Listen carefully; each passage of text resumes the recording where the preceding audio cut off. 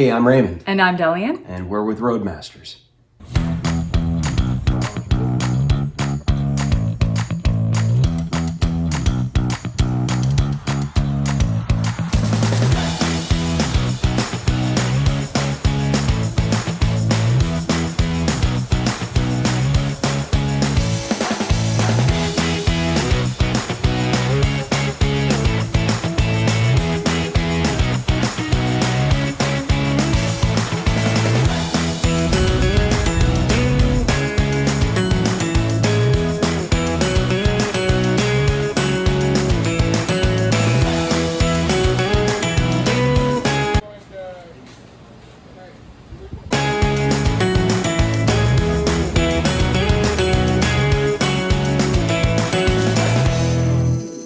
So I'm going to ask a bunch of questions, and the first one is, can you tell us a little bit about yourself?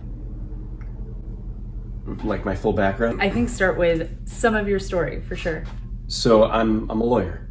I practiced law for 20 years. I did international corporate tax law.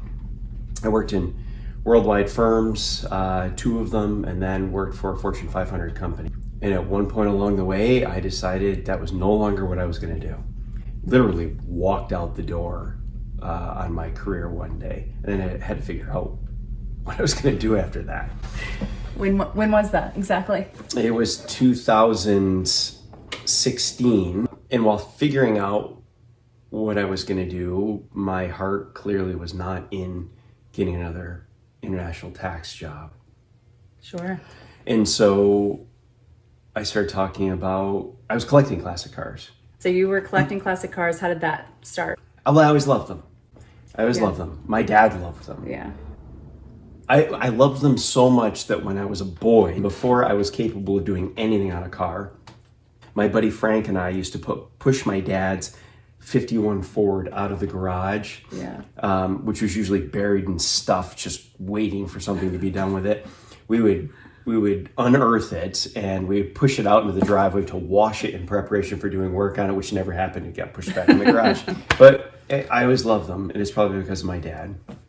2010, I bought a 65 Mustang. It was the first classic car I had owned. I had a ton of fun with it. We dated in it. Yes, we had did. our first date in it. It was a good move. My mom used to borrow the car from me. Yeah. And she'd go to these little cruise-ins with her friends, and she'd call me up and say, hey, can I borrow your Mustang? And I'd get it ready for her. And I'd deliver it to her, and she'd have her fun with it and bring it back to me. And so years later, I don't remember how many years later, maybe 3, 4, and I found a 73 Spitfire. I always wanted a Spitfire. There's a story around that too. That'll be another video. And I told my mom I was buying it, and she wanted to go halves with me on it. Yeah. So boom, we're collecting classic cars together. 2 may not make a collection, but then fast forward to 2015, 16, and we were out to dinner with mom, and mom says, let's buy another classic car together. Right. And I said, okay, what are we in the market for? And we started scrolling right there at the dinner table. You started looking there? I thought that you'd already found it. I don't think so. Maybe I had found it and showed it to her there or something. I don't know, but we decided right there we were buying this, and we ended up with we chose a 79 Trans Am. I mean, a gorgeous 50,000 mile 79 Trans Am. So to sum up, you became a lawyer, did that for 20 years, quit your job in 2016, had classic cars, had some issues with noticing some of the pain points of what it takes to have classic cars, or even a classic car. And then you started having this idea of a business. We just happened to be driving through this town and rolling by this building with its, I don't know how many, 12 I was just calculating doors. My idea was I'd store people's cars close to where they play. No one on the planet thought that I'd build a classic car shop. But the bones were here. It's ridiculous to say. I mean, this beat up old building, it's been around forever. It just looked beautiful to me. So we got the building. Right. And what kind of work did you instantly start doing? He doesn't like talking about makes me it, tired but he thinking about has it. to now. It makes me tired thinking about it. Well, we ripped out a lot of old stuff. Some of it I regret because there were airlines throughout this building for whatever industrial applications they had throughout the building. I never intended to build a restoration shop. Yeah, that was never going to be what we originally did. It became what it wanted to. Well, everything was falling apart. Yeah. I mean, there was a fiberboard ceiling in here that was falling down. The windows were all broken. There were a zillion bats living in here. We had to close up the building to the bats. And I don't think we've mentioned how big this building is either. 20,700 square feet. Yeah. So a lot of bats. Right. I think, unfortunately, they moved all into the church steeple down here now. Right, the bell tower for the church. I know that they still get into the bricks. Yeah, and sure. So there's still bats living here, as long as they don't cause trouble, live and let live, right? But we had to close it up because there was a gap in the back of the building. It was probably 6 inches. We had to rebuild the cinder block wall. Sure. We had to put gutters on. We have a really great guy who's just been a real friend to us that does roofing work, and he comes and fixes our roof in places. Amazing. We were silly when we bought this building. She's been wonderful. Yeah. We've done so many things to make it really nice, but 21,000 square feet, rounding up a hair, is a lot to manage. Yeah. And I had friends who were part of the process who were influencing me, and we ripped it all out, and then we had to rebuild some of it. There was a lot of old stuff, and there were critters living in everything.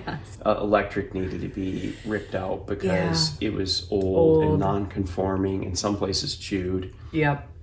We were really lucky to find all that. We had to replace our well. Not our whole well. No. The well. We had to find our well. We had to find it, which was... buried in the middle bank. Did that take us like 2 years? It took years. Years to find her well. We ultimately found it with... I mean, everybody thought they knew where it was, and nobody did. Nobody did. We ultimately found it with a stethoscope. And when you buy a building with a cool idea, friends are all kinds of interested. Yeah. Everybody knows this story from moving or working on their house or anything else, that everybody's engaged early on and then they fade away hard. And what's interesting is, I was supposed to have a partner in doing this, a friend, a close friend. It didn't work out.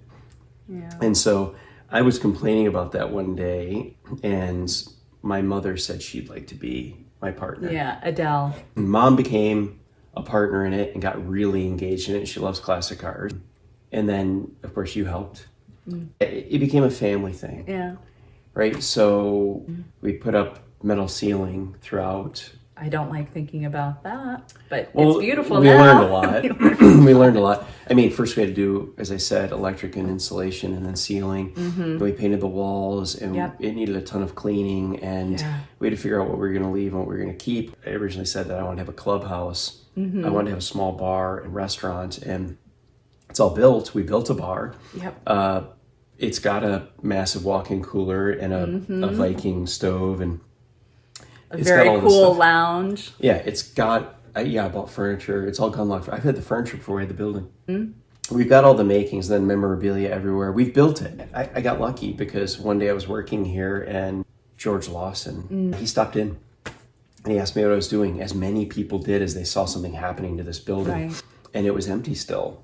And I explained what I was doing, and he put a front page story together on the change that was happening, which was really wonderful. And then people started just showing up with curiosity about it. Nobody came with a classic car at first.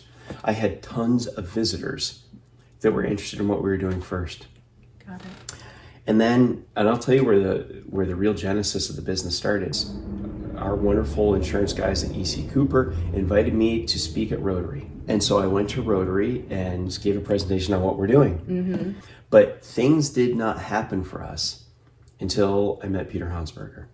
Right, that's exactly what I was just thinking. Peter owned then, and he started Great Escape ice cream shop in Watkins Glen. And Peter became a mentor to me. Yeah. He has a 49 Ford sedan, and he brought it up to get service work done. We'll have to do a whole video just on that. That'd be so cool. With Peter involved, right? Yeah. It would be wonderful too. But Peter encouraged me all the time. And it seems like just when I needed encouragement, building a business is hard. Imagine quitting the career you've had for a long time, shutting off your income, and then starting something speculative, it's hard. Yeah. And just in the moments when I was at a low point, Peter would walk in the door, and I would say to him, Peter, you're just in time. I need some encouragement. What do you got for me? And one of the most profound things he said is also one of the simplest. Just keep going. Yeah. He encouraged me to have the guts to keep going. Peter knows everyone. Yeah. And Peter sent us a ton of business. Yeah. And that business turned into more business. So this is our first video, but we plan on doing a bunch more that we hope will be interesting. Yep. They're interesting to us. Hopefully other people. And you can so. also let us know what things you might like to hear about in the comments. That assumes that somebody's watching this. That's right. Which is great. So we just kind of wrap up who we are. We're full service and restoration shop for classic cars, focusing on pre-1980, unless you've got that Grand National, maybe That's a right. GNX that can roll in here. It'd be awesome. We've done service and restoration projects numbering like 195 or so. Right. And look forward to doing more of these videos, so be on the lookout. Very cool. Thanks for watching. Thanks. Thanks for doing this. It's been fun.